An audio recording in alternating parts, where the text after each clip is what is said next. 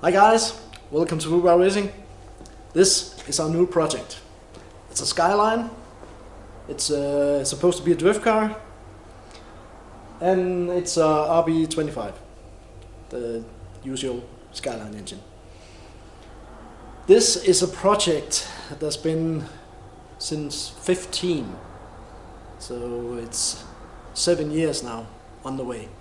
So that's why it's dusty and iggy, and we're gonna make the rest of the project to finish, because the guy who owns this haven't had the time the last year to do anything but work because of Corona. So now he said, "Son, can you fix my car, because I don't have the time, I need to make money." And I said, "Of course, no problem." As you can see, the pressure pipes is missing here. Need to make one the rest of the way. He got V-band clamps here, that's a good thing. Need to weld this on the power steering. Need to make a pipe between here. I got the throttle body all torn apart, so I can weld on one of these guys and this one. And I'm supposed to put a pedal in it and a catch tank, and put a air filter on it, and put the seat belts in with the right brackets so everything is secure.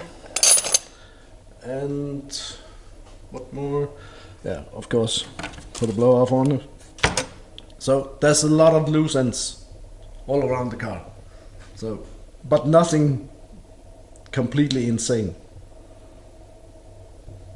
And if you go here to the back, got a normal setup with a super radiator, at a good fuel tank, a safe fuel tank, and big ass fuel pump and fuel filter. And one of the things I need to make is this one, the overflow for the cooling. Instead of being here, it's gonna be there. And he wanted AN6 welded on, so that's what we do. No problem with that. That is his oil cooler and water pump. Pretty simple setup. And the speeder pedal is of course there. I like this one. He's a chef, so of course it's a chef's knives. We have a slight hurricane in Denmark right now, and he drove across the bridge in Denmark, and the rear fender blew off. So I'm supposed to make iron inner fenders, because if the tire explodes or something, it don't kill the glass fiber fenders. So that's also a project.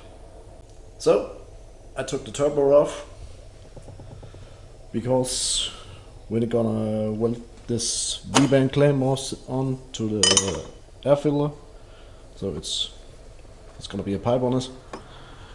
And I'm pretty sure I'm gonna cut this off, because it looks like poop. I'm gonna re-weld it. And some people use these fittings. They are okay if they are used in a cold environment, but these fittings don't like heat. The plastic hoses are very prone to melting, and that's not good when it controls your wastegate or blow off, or in this time the fuel regulator. It's okay over here because it's cold outside, but using it near a screeching hot turbo is not a good idea. These V-bend clamps are pretty good because they let the engine move. But the best part if you use these V-clamps, it's best if you have a long tube. Then the turn doesn't get so great. If you have a short tube like this, you always have a problem with they're not an angle on it. If you started it here, you had a longer tube, the angle will be smaller. So that's probably also gonna die. And the cat can is gonna probably live here. It's originally made to fit over here somewhere, but as you can see, there's a pipe in the way. So we need to change it out, and that will be okay. 290s on these, and over to these two guys. That's pretty much okay. So these tabs are gonna be cut off and welded something on. And it needs to be repainted, but that's how it is. I took the intercooler off to grind the pipe that sits here, and I cut the pipe off this one that sat here and took it a bit longer back to get a longer pipe so it doesn't twist as much. And I welded this 4-inch on, and when you weld something like inlet for a turbo, it's a big hunk of alloy. So what I do, I have a small space heater, and I put the space heater in front of this one and let it get up to temperature, and it's much easier to weld around, because if you're trying to just weld cold inlet for a turbo, you're never gonna get any heat into it, regardless how big your welder is. So it's much easier to get it to 100 or 200 degrees and weld from there. Then you can go do it with a small welder. I welded this pipe up, fits in between here, and if you want to weld something like this, there's only 2 millimeters in thickness. I got my welder set on 83, 86, 83, around that. If you go higher, you are gonna burn through it. Especially if you have small parts like this. So you have no. If you have a big part, the heat can go a long way. If you have a small part like this, the heat becomes too great in this small part. So it's not the prettiest welds in the world I made on this. I'm apparently a bit rusty. And if you can see the burn through, it's not so much. I'm gonna clean this up with a file or a drying grinder, so there's no obstructions in here, from my part at least, and clean it up because there's dirt in it, and it can go on the car. And these clamps here, they look pretty okay if you just look at them, but if you look at the edge right there where you need to weld, it's so thin there. It's only a 0.5 millimeter or so. So when you weld on something like this, you're quite certain to break through. If they were the thickness there in here, it was much better. I can't understand why they made this like this. And it's not like the pipe fits over and controls the pipe like this. No, it's need to sit right on the edge, and it makes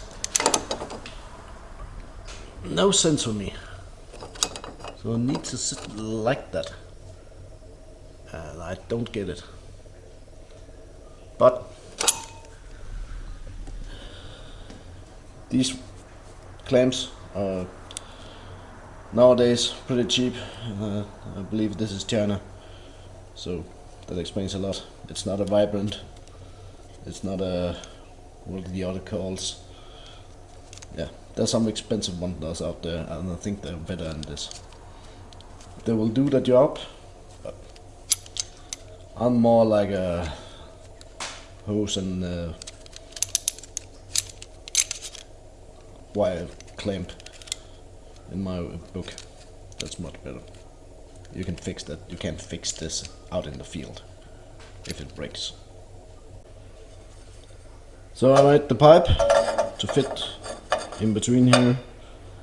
You see there's a little room, wiggle room, and something you need to be aware of if you use these clamps is the O-ring, because it may look fine, but if you look very closely, well, that looks fine. That's not fine. That's broken. That's old. That's done. Needs to get changed, because as I've said before, this project has set a long time.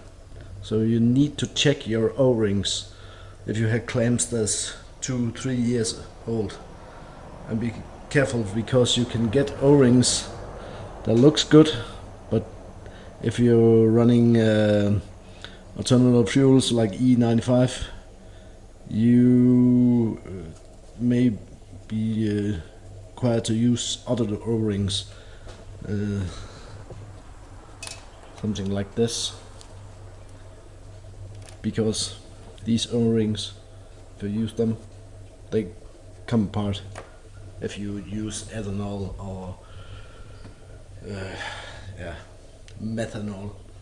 So that's one thing to be aware of.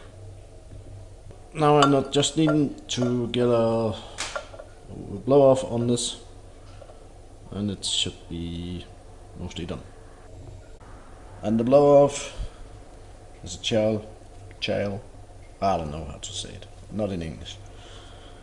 And this never fits a 3-inch pipe. Oh, maybe it does. And normally you have to grind the living shit out of it. So, and you need to check if there is an O-ring in here, because a bunch of times I've seen it get pinched or thrown away. I really hate this design on these blow-off, but that's what you get. As I thought, no O-ring in it. And you can see if there's no O-ring, this just wobbles around. So luckily I got them in stock, because I know this I know this is a problem on these types of blow-offs. I even had the flange in stock, and the O-ring. This the one that came with the blow-off. Take a look at the size of the material. It's totally overkill, and the hole is of course smaller on that one. So that's just duped. More air out, better. So O-ring's gonna sit there. You need to fiddle it and put it on there, and it's a shitty design. But I'm gonna weld this on, grind it. This is how I normally do it. I just put the flange on, don't drill a hole, just put the flange on, weld it, then drill a hole, grind it so it fits nice and lovely, and then you have a good project. If you drill the hole first, the problem is then the edge is very thin, and you will likely break through with your welder, and that doesn't look pretty on the outside, and then don't look pretty on the inside. So that's how and why I do it this way.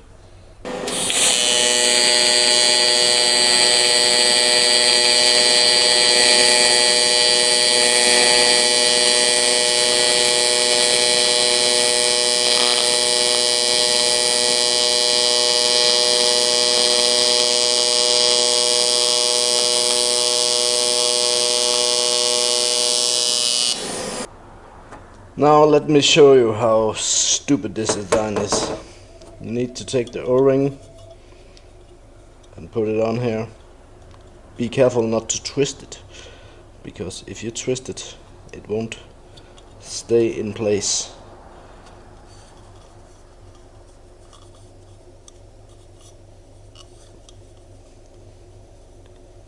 And it's always a pain.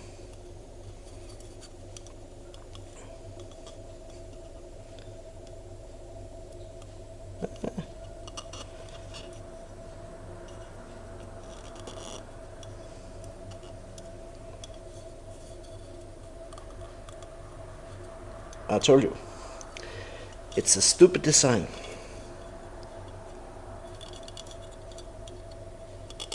I can do it. Maybe? Nope. Nope. I won't do it.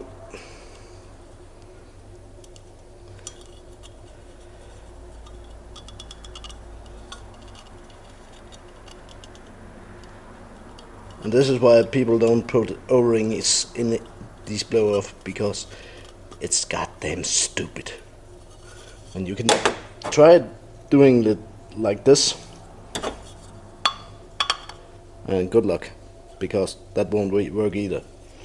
So I think I'm gonna play a little bit with this off camera, and we'll get back to it when this is done. Now I got it together. It took a long time. And now I'm gonna try to fit this clamp on. That's always fun. And it's constructed in this way. You need to just beat the living shit out of it.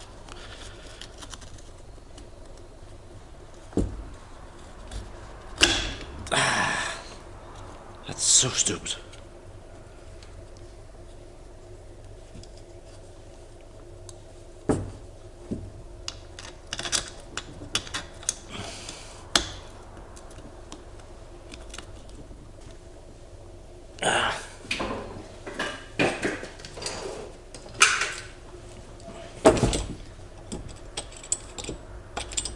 Tools.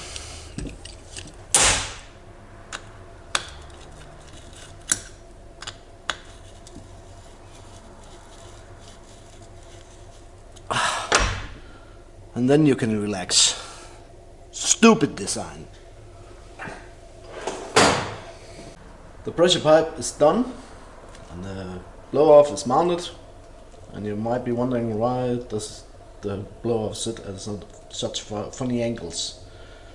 And it is because there needs to be an air filter, and it needs to go like this and up to the turbo, because there's no radiator in front here. You can see there's oil radiator there, or power steering radiator, and of course the intercooler. So it's gonna live here, so this one needs to go down, so there's room. The gas tank is mounted just loosely, you can see, it wiggles. I just cut off the mounting bracket and welded it on differently, and I'm gonna make something that goes over and take the weight of it here to the pipe. So there comes 2 lines running right over to these 2 guys. So there's gonna be a 90 you can get an extender here and a 90 and a normal 90. I took this water manifold, whatever it is. I'm not knocking the guy who built this, because it's a long time ago. Things were different, but this weighs 2.5 kilos, and it was connected to the cooler or heater water exchanger, and it's a race car, there's no need for it. And there was a hose for the heating in the car, and as it was a race car, there's no heating. It ran to this one as well, so we are deleting the whole one. I'm gonna put a Y pipe or a T pipe on here and have a hose that goes up here so you can bleed the air. And the thermostat is we're gonna throw that away and use the water pump as a thermostat, and use the electronic as a thermostat. 7 years ago that wasn't an option, but now it is. So we're using new technology to get this into the 21st century. And one of the things, this is a flex fuel regulator, good thing, but all the fittings, it's quite an ordeal, and nothing was tight. Everything on this car is loose.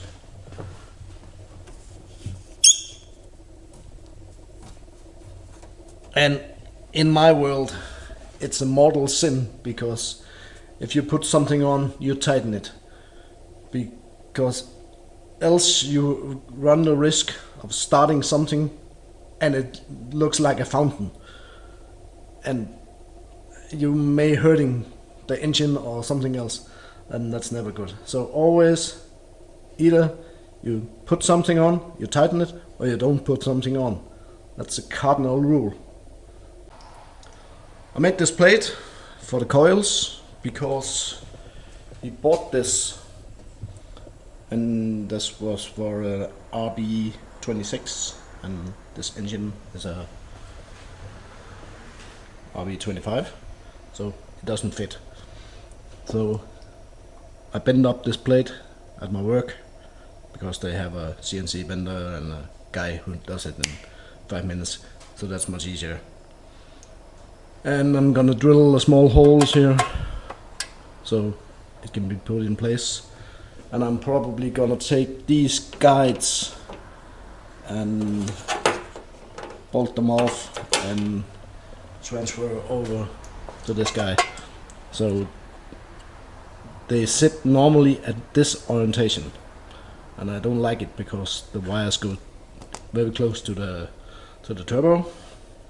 So I'm gonna turn them all and make the wiring go on the other side, so get it away from the heat, because this turbo sits pretty high because of the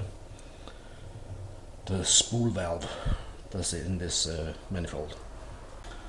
And then he came with a whole lot of goodies. There's AM fittings for next year, and one of those things were the injector for the water and methanol injection kit, and I forgot. It's supposed to be on this pipe, and it's supposed to be after the blow off, so I kinda messed up there, but it's still doable. there's a lot of room around here. But something to be notice of, water and air, water and methanol injection is after the blow-off, because if you inject it before the blow-off, it comes out here, so that won't work. Trust me, I tried. It's a bad combination. I changed my mind on the placement of the wiring on the coils. You can see it's along this side here. I wanted it on this side, but the wiring harness is mounted, built so it goes this way. So if you put it on the other side, it just won't do it. It looks like shit.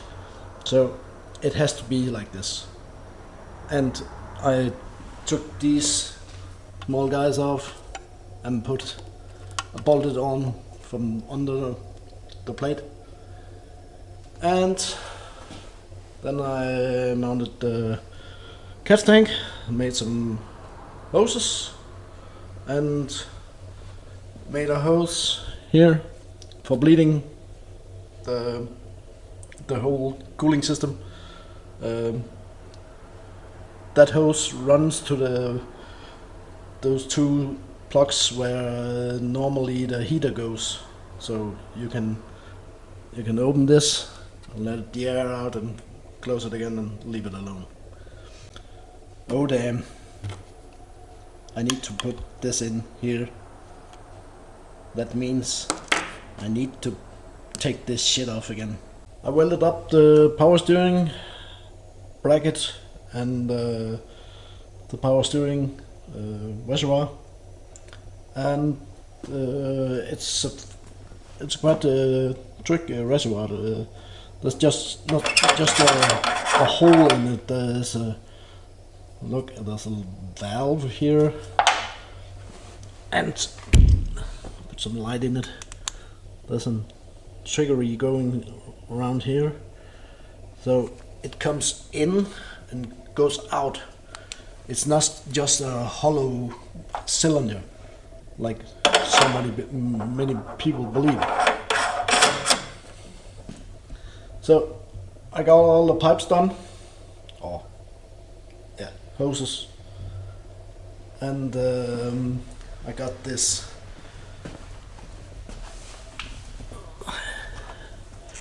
water and methanol injection done as well.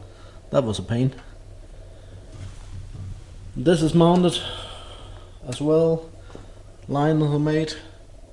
So I'm about to be done out here. I need to make the air intake for the air filler, and I'm pretty much done. Then the rest of it is wiring, and that's not my forte. I think that's enough for today in this episode. So we'll see more on the next episode on YouTube. And remember, if you want to see more on this project, go to our Facebook page, give it a like, F.U.B.A.R Racing, and give it a comment. And we'll see you later. Bye.